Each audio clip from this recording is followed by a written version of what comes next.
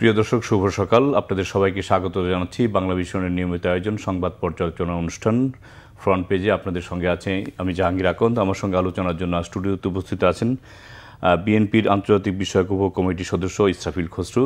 ইসরাফিল ভাই, আপনাকে স্বাগত জানাচ্ছি। ধন্যবাদ আমাকে আমন্ত্রণ করার জন্য। দর্শক, আমরা আলোচনা যাবার আগে আজকের সংবাদপত্রগুলোর প্রধান প্রধান শিরোনাম আমরা একটু দেখে নিতে চাই। আমার হাতে আছে দৈনিক প্রথম আলোর প্রধান শিরোনাম: যমুনায় বৈঠক, ফেব্রুয়ারিতেই নির্বাচন, 3 দলকে প্রধান উপদেষ্টা। ছাত্রীকে মারধর, শিক্ষার্থী গ্রামবাসী সংঘর্ষ চট্টগ্রাম বিশ্ববিদ্যালয়ে। শনিবার মধ্যরাত থেকে গতকাল বেলা 3টা পর্যন্ত দফায় দফায় সংঘর্ষ, প্রায় 200 শিক্ষার্থী আহত। দৈনিক আমার দেশের প্রধান শিরোনাম: জাপান নিষিদ্ধের দাবি জামায়াত ও এনসিপির, বিএনপির না।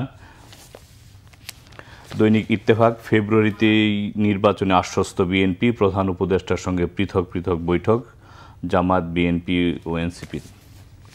দৈনিক সমকালের প্রধান শিরোনাম: চট্টগ্রাম বিশ্ববিদ্যালয় এলাকায় শিক্ষার্থী গ্রামবাসী সংঘর্ষে আহতদের শতাধিক। বাংলাদেশ প্রতিদিনের শিরোনাম: রণক্ষেত্র চট্টগ্রাম বিশ্ববিদ্যালয়। দৈনিক ইনকিলাব: হুমকিতে দেশীয় ডেইরি শিল্প, ভারত থেকে গরু আমদানি। দৈনিক যুগান্তর: ফেব্রুয়ারিতে ইতিহাসের সেরা নির্বাচন, বিকল্প ভাবলে গভীর বিপদ, 3 দলকে প্রধান উপদেষ্টার বার্তা। পেছানোর সুযোগ নেই, ঘোষিত সময়ে নির্বাচন বলেছেন মির্জা ফখরুল। জাতীয় পার্টি কার্যক্রম নিষিদ্ধ চায় জামায়াত ও এনসিপি। তারপর হচ্ছে আমার হাতে আছে কালের কণ্ঠর প্রধান শিরোনাম: বিএনপি, জামায়াত ও এনসিপির সঙ্গে প্রধান উপদেষ্টার বৈঠক, নির্বাচন ফেব্রুয়ারির প্রথমার্ধেই। নির্বাচন বানচালের ষড়যন্ত্রের ডালপালা মেলতে শুরু করেছে বলেছেন বিএনপির ভারপ্রাপ্ত চেয়ারম্যান তারেক রহমান। দেশ রূপান্তরের প্রধান শিরোনাম: ভোটের বিকল্প ভাবলেই বিপদ। দৈনিক কালবেলার প্রধান শিরোনাম: 7 বিশ্ববিদ্যালয়ে হঠাৎ অস্থিরতা, নানা ইস্যুতে সৃষ্টি হচ্ছে উত্তেজনা। দৈনিক নয়াদিগন্ত: পরিস্থিতি নিয়ে বার্তা বিনিময়, জাপান নিষিদ্ধে নতুন সমীকরণ, প্রধান উপদেষ্টার সাথে বিএনপি, জামায়াত ও এনসিপির বৈঠক। বিদেশি নিরীক্ষা প্রতিবেদনে ভয়াবহ চিত্র, লুটেরা অ্যাসালমি শেষ, ফার্স্ট সিকিউরিটি ইসলামী ব্যাংক। দৈনিক মানবজমিন: ঘোষিত রোডম্যাপ অনুযায়ী সংসদ নির্বাচন হবে, সরকার কিভাবে নির্বাচন করবে শঙ্কা জামায়াতের। জাপান নিষিদ্ধের দাবি গণপরিষদ নির্বাচন চায় এনসিপি। দেশের পরিস্থিতি ক্রমেই জটিল হয়ে উঠেছে বলেছেন বিএনপির ভারপ্রাপ্ত চেয়ারম্যান তারেক রহমান। দেশে ভোটার সংখ্যা 12,63,00,000। বিএনপির প্রতিষ্ঠাবার্ষিকী আজ। বণিক বার্তা: বিনিয়োগের জন্য নির্বাচনের দিকে তাকিয়ে স্থানীয় উদ্যোক্তারা, নানা দাবিতে আবারও অস্থিরতা পাবলিক বিশ্ববিদ্যালয়ে। The Daily Star: Yunus promises election on time. New Age: parties divided on JP van. তো এই ছিল সংবাদপত্রগুলোর প্রধান শিরোনাম। আমরা শুরু করতে চাই দৈনিক প্রথম আলোর প্রধান শিরোনাম সেটা হচ্ছে যে ফেব্রুয়ারিতেই নির্বাচন, 3 উপদেষ্টাকে প্রধান উপদেষ্টা বলেছেন 3 দলকে। গতকালকে আপনি জানেন যে যমুনায় আলাদাভাবে 3টি দলের সাথে বিএনপি, জামায়াত এবং এনসিপির সাথে বৈঠক করেছেন প্রধান উপদেষ্টা, এবং সেখানে এই বিষয়গুলি উঠে এসেছে। তো প্রধান উপদেষ্টার সাথে রাজনৈতিক দলগুলোর যে বৈঠক হলো, এই বিষয়ে আপনার বিশ্লেষণ শুনতে চাই। দেখেন, একটা মেসেজ তো সরকারকে ক্লিয়ার করেছে যে নির্বাচন যথাসময়ে হবে, এবং এর আগে একটা রোডম্যাপ ঘোষণা করা হয়েছে। তো আমি এটা মনে করি খুবই ইতিবাচক, কারণ আমি অনেক ক্ষেত্রে দেখবেন অনেক জায়গায় বিভিন্ন ধরনের মেসেজিং হয়, এবং নির্বাচনের ব্যাপারে কিন্তু কিছু ধোঁয়াশা সৃষ্টি করার চেষ্টা হয়। কিন্তু সরকার কিন্তু গতকালকে যেটা বলেছেন, প্রধান উপদেষ্টা যেটা বলেছেন, উনি কিন্তু আবার ওনার যে ইন্টেনশনটাকে পুনর্ব্যক্ত করেছেন যে নির্বাচন সময় মতো হতে হবে, এটা কোনো বিকল্প নাই। এবং বাংলাদেশের জনগণের আকাঙ্ক্ষা সেটাই, যে নির্বাচন যেন সময় মতো হয় এবং একটা সুষ্ঠু অবাধ নিরপেক্ষ নির্বাচন হয়, যেটা আমি মনে করি বাংলাদেশের বেশিরভাগ জনগণের আকাঙ্ক্ষা। ইনফ্যাক্ট আমি বলবো পুরো বাংলাদেশের আকাঙ্ক্ষা সেটাই। এবং আমি মনে করি গতকালকে উনি যে স্টেটমেন্টটা করেছেন প্রধান উপদেষ্টা, ইতিবাচক। এটা আমি মনে করি মানুষের মধ্যে আবার আশা সঞ্চার করবে। আশা সঞ্চার আগে হয়ে গেছে যখন ওনারা রোডম্যাপ ঘোষণা করেছেন, কিন্তু গতকালকে যখন পুনর্ব্যক্ত করার পরে আমি মনে করি বাংলাদেশের মানুষের মধ্যে আরও একটু এটা আরও পজিটিভলি নেবে এবং আশা সঞ্চার করবে। এবং আমরা মোটামুটি যারা বলতে পারি যে বাংলাদেশ এখন নির্বাচনী ট্রেনে উঠে গেছে। জি, দৈনিক আমার দেশ যেটা শিরোনাম করেছে জাপা নিষিদ্ধের দাবি জামায়াত ও এনসিপির, বিএনপির না। বিএনপির কেন না? দেখেন, একটা রাজনৈতিক দল নিষিদ্ধ হবে কিনা এটা একটা বিএনপির কোনো ডিসিশন না, এটা বাংলাদেশের জনগণ ডিসিশন নেবে। এবং আমার ব্যক্তিগত মতামত হচ্ছে একটি দল বাংলাদেশের মানুষ তাকে অ্যাকসেপ্ট করবে কিনা এটা কিন্তু বেস্ট একটা উপায় হলো নির্বাচন। নির্বাচন হলো কি সবচেয়ে স্বচ্ছ প্রক্রিয়া। নির্বাচনের মাধ্যমে যদি বাংলাদেশের মানুষের দলকে রিজেক্ট করে সেটাই হলো মূল রিজেকশন। কাজে নিষিদ্ধ, আমার ব্যক্তিগত মতামত যে একটা দল নিষিদ্ধ করার যে কালচার, এটা ইটস এ ব্যাড কালচার। একটা দলকে নিষিদ্ধ করে কিন্তু আপনি কোনো রকম কি বলবেন কোনো কিছু হাসিল করতে পারবেন না। বাংলাদেশের জনগণের উপরে এটা ছেড়ে দিতে হবে। যেমন ফ্যাসিস্ট আওয়ামী লীগ 5ই অগস্ট একটা গণ-অভ্যুত্থান হয়েছে, বাংলাদেশের মানুষের একতাবদ্ধভাবে বাংলাদেশের সকল স্তরের জনগণ মিলেই কিন্তু একটা ফ্যাসিস্ট সরকার পতন ঘটিয়েছে। কাজে জনগণই কিন্তু এখানে ডিসিশন নিয়েছে এবং জাতীয় পার্টির ক্ষেত্রে কিন্তু তাই হওয়া উচিত। এবং সেই ক্ষেত্রে যেটা হতে পারে কি একটা নির্বাচনের সবচেয়ে বেস্ট উপায়। সো বিএনপির স্টান্সটা হলো যে একটা দল নিষিদ্ধ হবে কিনা এটা বিএনপি ডিসিশন নেওয়ার আমার মনে হয় না কোনো কারণ আছে। বাংলাদেশের জনগণ ডিসিশন নেবে যে একটা দল নিষিদ্ধ হবে কি না সেটা। এবং আমার ব্যক্তিগত বেস্ট প্রক্রিয়াটা হলো নির্বাচন। কিন্তু যারা চাচ্ছে এনসিপি এবং জামায়াত, তাদের মানে তারা কেন চাচ্ছে, বিএনপি কেন চাচ্ছে না? তারা জাপা তো স্বৈরাচারের সহযোগী ছিল। দেখেন, একটা কথা হলো কি, রাজনীতিতে অনেক কৌশল থাকবে, স্ট্র্যাটেজি থাকবে, বিভিন্ন দল তাদের কৌশল নেবে, এটাই স্বাভাবিক। বিএনপির পজিশন কিন্তু ডে ওয়ান থেকে ক্লিয়ার। বিএনপির পজিশন আপনি দেখেন গত 15 বছরে যা ছিল এখন তাই আছে। বিএনপি 15 বছর বাংলাদেশের মানুষের জনগণের ভাত এবং ভোটের অধিকারের জন্য ফাইট করে গেছে এবং এখন আমরা কিন্তু তাই একই কথাই বলছি। আমাদের কথা হচ্ছে আমরা একটা নির্বাচন চাই, সুষ্ঠু নির্বাচন চাই, যেটার মাধ্যমে বাংলাদেশের মানুষ তার নিজের সরকারকে নির্বাচন করবে, একটা নিজের সরকার প্রতিষ্ঠা করবে, জনগণের সরকার প্রতিষ্ঠা হবে এবং অর্থনৈতিক উন্নয়ন। আপনি দেখবেন আমরা 31 দফা দিয়েছি, 2023 সালে একটা ভিশন দিয়েছি, আমাদের নেতা জনাব তারেক রহমান তার ভিশন দিয়েছে। বিএনপি একমাত্র দল গত 15 বছর রাস্তায় আন্দোলন করেছে, অ্যাট দ্য সেম টাইম রাষ্ট্র কেমনি মেরামত করা যায় এবং রাষ্ট্র কেমনি পরিচালনা করে সেটা নিয়ে ভিশনও দিয়েছে। আমরা ভিশন 2030 দিয়েছি, 31 দফা দিয়েছি। কাজে আমরা কিন্তু এই কাজগুলো করে গেছি এবং বাকি যে ইস্যুগুলো আছে আমাদের স্ট্র্যাটেজি হলো এটাই যে আমরা জনগণের কাছে দৌড় গড়ে আমাদের যে কমিটমেন্টগুলো আছে, আমাদের যে ম্যানিফেস্টো ঠিক বলবো না, কিন্তু আমাদের 31 দফার যে প্রোগ্রামগুলো আছে এগুলো মানুষের দৌড় গড়ে পৌঁছে দেওয়া, আমরা এই কাজগুলোই করছি। আমাদের স্ট্র্যাটেজি এটা।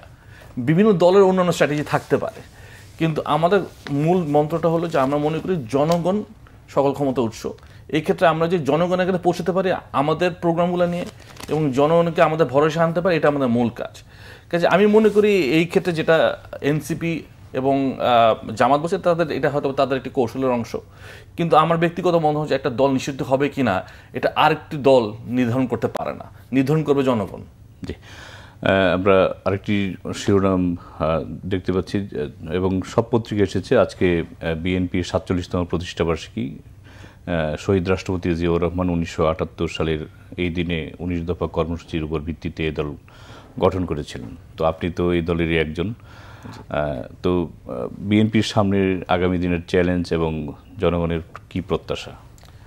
দেখেন, আমাদের জন্য এই দিনটা খুব সিগনিফিকেন্ট ডে এবং আপনি জানেন বিএনপির প্রতিষ্ঠা হয়েছে কিন্তু একটি ক্রান্তি লগ্নে। ওই সময় কিন্তু একটা ন্যাশনাল ক্রাইসিস, দেশ একটা ক্রাইসিস দিয়ে যাচ্ছিল এবং বিএনপির প্রতিষ্ঠার মাধ্যমে কিন্তু শহীদ প্রেসিডেন্ট জিয়া রহমান একটা উত্তরণের স্বপ্ন মানুষকে দেখিয়েছেন এবং ওটা উনি করিয়েও দেখেছেন। উনি কিন্তু বেশি দিন রাষ্ট্রপতি ছিলেন না, উনি বড়জোর 3-3.5 বছর রাষ্ট্রপতি ছিলেন, কিন্তু বাংলাদেশের অর্থনৈতিক উন্নয়নের যে ভিত্তি এটা উনি সৃষ্টি করে দিয়ে গেছেন, যার উপর আমরা এখনও দাঁড়িয়ে আছি। আমাদের গার্মেন্ট শিল্প বলেন, রেমিটেন্স বলেন, সব কিছুর ভিত্তি কিন্তু তখনই সৃষ্টি করেছেন এবং উনি একটা ভিশনারি লিডার ছিলেন। কিন্তু আরেকটা জিনিস খেয়াল করতে হবে, 47 বছর বিএনপি কিন্তু বেশিরভাগ ক্ষেত্রে জনগণের জন্য আন্দোলন করে গেছে। কিন্তু আপনার 9 বছর এরশাদ বিরোধী আন্দোলন বলেন এবং 16-17 বছর একটি ফ্যাসিস্ট সরকার বিরোধী আন্দোলন বিএনপি কিন্তু নেতৃত্ব দিয়েছে। সো বিএনপি কিন্তু এমন একটা দল ক্ষমতার চেয়ে বেশি জনগণের জন্য কিন্তু মাঠে ছিলেন বেশি। সো অনেক ঘাত প্রতিঘাত পার করে কিন্তু বিএনপি আজকে এই জায়গায় আসছে এবং আমি বিএনপির একজন মেম্বার হিসেবে আমি গৌরব বোধ করি, নিজেকে মনে করি, আমি ধন্য মনে করি যে আমি দলের জন্য, এই দলটার আমি একটি সদস্য এবং দলের জন্য আমি কাজ করি এবং আরও লম্বা একটা সময় আমাদের পথ পাড়ি দিতে হবে। ক্রাইসিস কেন শেষ হয়ে যায় এখনও কিন্তু দেখবেন যে এই বিভিন্ন যে ক্রাইসিসগুলো আছে বিএনপি কিন্তু সরকারকে সহযোগিতা করে যাচ্ছে। বিএনপির মাইন্ডসেটটাই হচ্ছে যে দেশ সবার আগে এবং শহীদ প্রেসিডেন্ট জিয়া রহমান বলেন, আমাদের নেত্রী বেগম খালেদা জিয়া বলেন, ওনারা কিন্তু অন্যায়ের সাথে কখনো আপোষ করেন নাই। এবং আমাদের একটা বড় এক্সাম্পল হচ্ছে আমাদের নেত্রী বেগম খালেদা জিয়া। উনি 15 বছর কিন্তু নির্যাতনের শিকার হয়েছেন, নিপীড়নের শিকার হয়েছেন, জেলে গেছেন, কিন্তু অন্যের সাথে আপোষ করেন নাই। তো নেত্রী যেখানে আপোষ করে নেয় সেক্ষেত্রে দলের কি আপোষ করার কোনো প্রশ্নই আসে না। কাজে আমরা ওনার লিডটাকে ফলো করেছি এবং এই লিডটাকে এখনো ফলো করে যাচ্ছি। এবং আমাদের এখন মূলই হলো বাংলাদেশের জনগণের একটা সরকার প্রতিষ্ঠা করা, জনগণের ভোটে। কাজে আমরা কিন্তু এখনো একটা আন্দোলনের মধ্যেই আছি সামওয়াট, কিন্তু আমাদের এখন টার্গেট কিন্তু এখন আমরা রিচ করতে পারি নাই। এবং আমাদের ভবিষ্যতে যে আবার সুন্দর একটা বাংলাদেশ বিনির্মাণ করা, যে কারণে আমাদের ভারপ্রাপ্ত চেয়ারম্যান জনাব তারেক রহমান 31 দফা দিয়েছেন। 31 দফাতে আপনি দেখেন এখানে আমরা বিভিন্ন সেক্টর কভার করেছি। আপনি এখানে আমরা কৃষিখাত থেকে শুরু করে আবাসন, শিক্ষা, স্বাস্থ্য ব্যবস্থা নিয়ে আমরা একটা ভিশন দিয়েছি। এবং এই আমাদের মূল কাজটা হলো গিয়ে এই ভিশনগুলো এখন বাস্তবায়ন করা এবং জনগণের সাথে নিয়ে বাস্তবায়ন করা এবং জনগণের ঘরে ঘরে প্রোগ্রামগুলো নিয়ে পৌঁছে দেওয়া এবং জনগণের ভরসাটাকে অর্জন করা এবং ভবিষ্যতে ধরে রাখা। জি, সবগুলো পত্রিকায় শিরোনাম করেছি গতকাল চট্টগ্রাম বিশ্ববিদ্যালয় রণক্ষেত্রে পরিণত হয়েছিল, শিক্ষক সহ আহত হয়েছে কয়েকশো ছাত্র। তো তুচ্ছ ঘটনাকে কেন্দ্র করেই এই ঘটনাটি ঘটেছে। আপনি চট্টগ্রামের মানুষ, এই বিষয়ে আপনার মন্তব্য শুনতে চাই। টু বি অনেক ঘটনা খুবই উদ্বেগজনক এবং আমার মনে হয় এখানে একটা ইনকোয়ারি হওয়া উচিত এবং প্রকৃত ঘটনাটা উদ্ঘাটন হওয়া উচিত, just for the sake of transparency. এবং আমার ব্যক্তিগত মনে সরকার এই ব্যাপারে কিছু কঠোর হওয়া উচিত, আইনশৃঙ্খলা বাহিনী বেসিক্যালি। আমরা দেখছি ঘটনা কিন্তু গতকাল থেকে এখনও কিন্তু পুরোপুরি জিনিসটা এখনও শেষ হয়ে যায়নি। 144 ধারা জারি করা হয়েছে। সেই ক্ষেত্রে আমি যেটা মনে করি এখানে সরকারের কিছু দায় দায়িত্ব আছে, কিছু কিছু ক্ষেত্রে আইনশৃঙ্খলা বাহিনীর দায় দায়িত্ব আছে এবং প্রকৃত ঘটনাটা উদ্ঘাটনের আমার মনে উদ্ঘাটন হওয়া উচিত। কারণ যখন নির্বাচন যত কাছে যাব আমরা কিন্তু দেখব এই ধরনের ঘটনা কিছু ঘটতে থাকে এবং এখানে বিভিন্ন গোষ্ঠীর মদত থাকতেও পারে নির্বাচন বানচাল করার জন্য। কাজে আমার মনে হয় প্রকৃত ঘটনাটা কি, রহস্যটা কি, এটা উদ্ঘাটন করা সরকারের আমার মনে এখন কারেন্ট প্রায়োরিটি। এটা নিয়ে ওনারা কাজ করা উচিত। এবং আমি মনে করি এই ধরনের ঘটনা কিন্তু খালি না। আমরা কয়েকদিন আগে দেখলাম যে ভিপি নূর গণ অধিকার পরিষদ, তার উপর কিন্তু হামলা হয়েছে। কাজেই সরকারের কিন্তু একটু এখন এখানে আমার মনে হয় ভিজিল্যান্ট থাকতে হবে, দেখতে হবে যে এই ঘটনাগুলো কেন ঘটছে এবং এটার পিছনে কোনো অন্তর্নিহিত অন্য কোনো কারণ আছে কি না। এবং আমাদেরও নাগরিক হিসেবে, রাজনৈতিক দল হিসেবে আমাদের সকলে ভিজিল্যান্ট থাকতে হবে যে এই ঘটনাগুলো কেন হচ্ছে এবং যেখানে যেখানে সুযোগ থাকবে আমাদের কিন্তু এই ঘটনাগুলো সোচ্চার থাকতে হবে। আপনি একটু যদি খেয়াল করেন দেখবেন যে প্রত্যেকটা মোটামুটি অনেকগুলো বিশ্ববিদ্যালয়ে কিন্তু একটা অস্থির অবস্থা চলছে। এটা কি আপনি বলছিলেন নেপথ্যে যদি কেউ থাকে তো কি মানে অশান্ত করার একটা চক্রান্ত কিনা? এটা দেখেন, যেটা আমরা সবসময় বলি, আওয়ামী লীগ চলে গেছে কিন্তু ফ্যাসিস্ট আওয়ামী লীগের দোসররা কিন্তু এখনও বাংলাদেশে আছে এবং দেখবেন সরকারে বিভিন্ন জায়গায় এখনও আছেন, কিন্তু তারা ঘাপটি মেরে বসে আছে। কাজে তারা কিন্তু চেষ্টা করবেই এবং বাংলাদেশকে নিয়ে কিন্তু ষড়যন্ত্র সবসময় হয়েছে। এখন না হওয়ার কোনো কারণ আমি দেখি না। একটা গোষ্ঠী চাইবে বাংলাদেশের একটা সুষ্ঠু নির্বাচন না হয়, বাংলাদেশের জনগণের সরকার যেন প্রতিষ্ঠা না হয়। এটা আমরা আগেও দেখেছি, এখনও এটা কোনো ব্যতিক্রম না। কাজে আমার ব্যক্তিগত মতামত হচ্ছে এই ব্যাপারে কিন্তু সরকার থেকে শুরু করে জনগণের, প্রতি স্তরের জনগণের এবং যারা সব স্টেক হোল্ডার আছে সকল কিন্তু সোচ্চার থাকতে হবে, ভিজিল্যান্ট থাকতে হবে, যেটা এই ঘটনাগুলো কেন হচ্ছে এগুলোর ব্যাপারে আমাদের ভিজিল্যান্ট থাকা দরকার। কিন্তু মূল দায়িত্ব কিন্তু ঘুরে ফিরে সরকারের, কারণ তারা তো এখন রাষ্ট্র পরিচালনার দায়িত্বে আছেন। কাজে এই ক্ষেত্রে আমাদের এই ব্যাপারগুলো একটু আমি বলবো একটু খতিয়ে দেখা এবং এটা দেখে এটার অ্যানালিসিসগুলো করে বাইর করা কেন হচ্ছে ঘটনাগুলো। কারণ একসাথে এতগুলো ঘটনা ঘটে যাচ্ছে অ্যাট দ্য সেম টাইম, এটা ডেফিনেটলি উদ্বেগজনক। জি, দৈনিক মানবজমিন শিরোনাম করেছে, তারেক রহমানের বক্তব্য দৃষ্টি হচ্ছে দেশের পরিস্থিতি ক্রমেই জটিল হয়ে উঠছে। তো কেন মনে হচ্ছে? এই যে ঘটনাগুলো আমরা বললাম, বেশ কয়েকটা ঘটনা ঘটে গেছে এবং এখানে কিছুটা আমরা দেখি প্রশাসনের কিছুটা নির্লিপ্ততাও আছে। কিন্তু কাজে আমি মনে করি এই ব্যাপারে আমার যেটা ব্যক্তিগত মতামত হচ্ছে, এই ঘটনাগুলো ঘটছে, এই আগে যে ঘটনাগুলো ঘটেছে এবং বর্তমানে যে ঘটনাগুলো ঘটছে এগুলোর মধ্যে কোনো রকম যোগসূত্র আছে নাকি দেখার বিষয় আছে, ঠিক আছে। এবং মব সৃষ্টি করার যে একটা প্রবণতা সব জায়গায় আমরা দেখছি, ঠিক আছে, এটা কিন্তু কোনো একটা দেশের জন্য ভালো কিছু নয়। একটা দেশে আপনার বেসিক্যালি যেখানে সরকার আছে, যদিও এটা অন্তর্বর্তীকালীন সরকার, তারা দায়িত্বে আছেন, এখানে কোনো ইস্যুতে বারবার মব সৃষ্টি করা এবং সরকারের উপর প্রেসার সৃষ্টি করা এবং বিশৃঙ্খলা সৃষ্টি করা এগুলো কোনোভাবে কাম্য নয়। এবং এটার ভিত্তিতে আমাদের ভারপ্রাপ্ত চেয়ারম্যান হয়তো বলেছেন যে এই যে ঘটনাগুলো ঘটছে এগুলো কিন্তু উদ্বেগজনক। গতকালকে নির্বাচন কমিশন ভোটার তালিকা প্রকাশ করেছে, জানিয়েছে যে দেশে ভোটার সংখ্যা 12,63,00,000। তো এর মধ্যে একটা বিশাল অংশ তরুণ জনগোষ্ঠী। তো আপনি তো তরুণ, তো তরুণদের জন্য বিএনপি কি ভাবছে? এবং বিএনপির ভারপ্রাপ্ত চেয়ারম্যান তারেক রহমান বলেছিলেন যে তারুণ্যের প্রথম ভোট ধানের শীষের জন্য হোক। তো তরুণদের নিয়ে বিএনপির কি ভাবনা?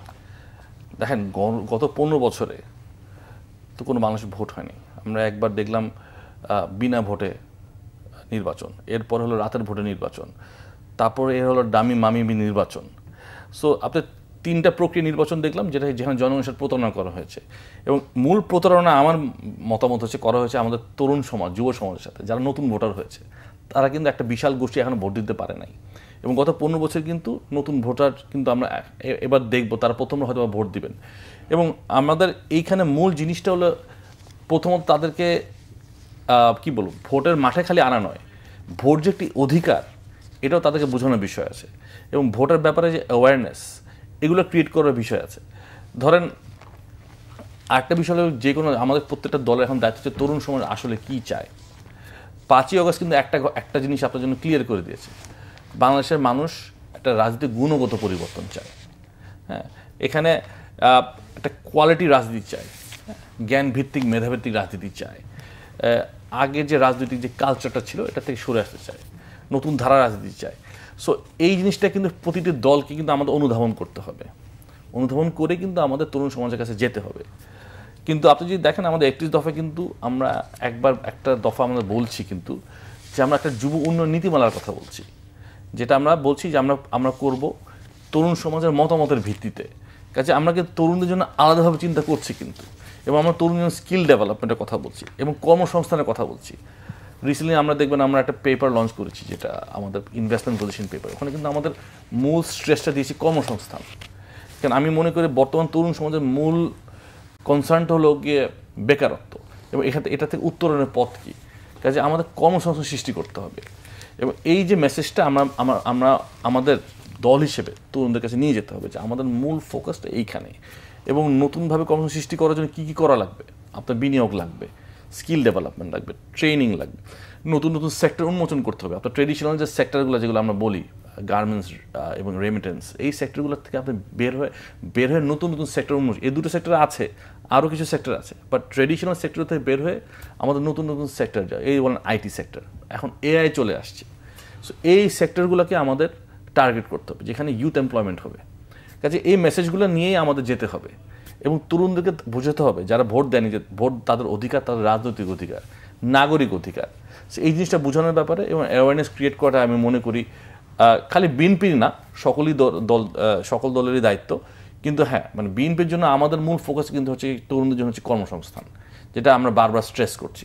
জি, আমরা আরেকটি রিপোর্টের দিকে যাচ্ছি, সেটা হচ্ছে ভিপি নূরের শারীরিক অবস্থা আগের চেয়ে কিছুটা উন্নতি হয়েছে এবং সিটি স্ক্যান রিপোর্ট ভালো কথা বলছেন নূর, এরা বিভিন্ন সংবাদপত্রই আপনার শিরোনাম করেছে। তো এই যে নূরের উপর যে হামলা, এটা কি মানে এটা কেন? অনেকেই বলছেন যে নির্বাচন বানচালের ষড়যন্ত্র চলছে, সেসবই কিছু মানে অংশ কিনা এসব রাজনৈতিক নেতাদের উপর হামলা? হতেই পারে, কারণ ঘটনাটা ন্যাক্কারজনক, এবং আমার দল বাংলাদেশ জাতীয়তাবাদী দল কিন্তু নিন্দা জানিয়েছে, নিন্দা জ্ঞাপন করেছে।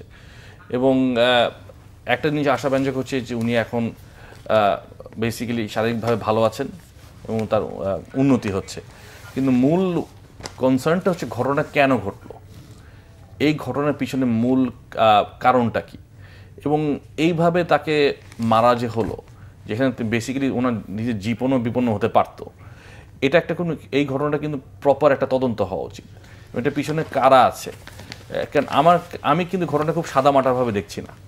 আমি মনে করি এই ঘটনাটার পিছনে কোনো না কোনো কারণ আছে, এবং এটা সরকার ভালোভাবে খতিয়ে দেখা উচিত এবং তদন্ত করে বের করেছে ঘটনা কেন ঘটলো, এবং এই ঘটনার জন্য কোনো রকম এই ধরনের কোনো পুনরাবৃত্তি কিন্তু আমরা দেখতে চাই না।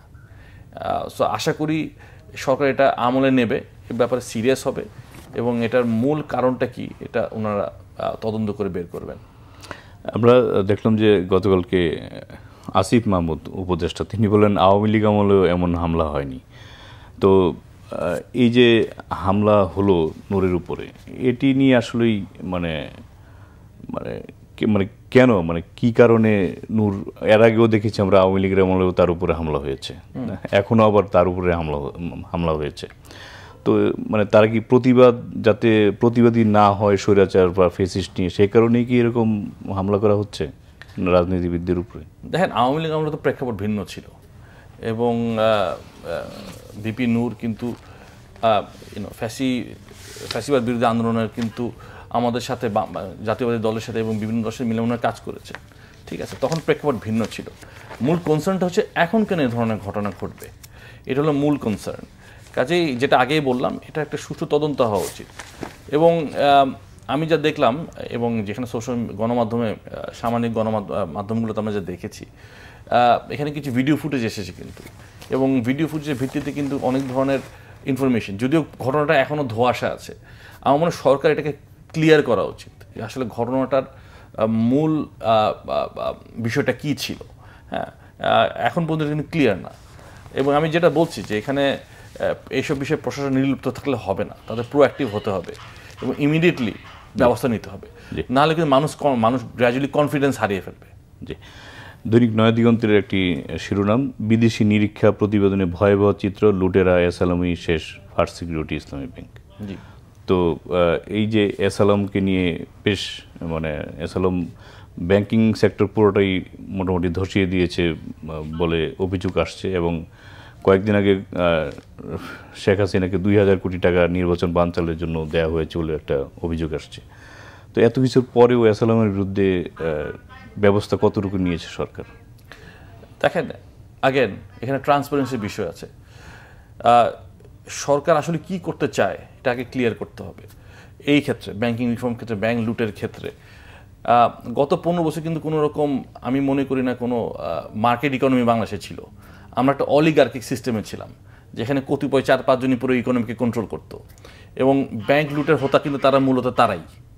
এবং এই ক্ষেত্রে সরকারকে কিন্তু একটা ভিজিবল একটা মেসেজ দিতে হবে তারা কি করছে এবং তারা কি মেজারগুলো নিচ্ছে। হ্যাঁ, এখন পর্যন্ত এই ব্যাপারে কিন্তু আমরা ক্লিয়ার না, যদিও আমি মনে করি এখন ব্যাংকিংগুলো আস্তে আস্তে ব্যাংকগুলো স্টেবিলাইজ হচ্ছে।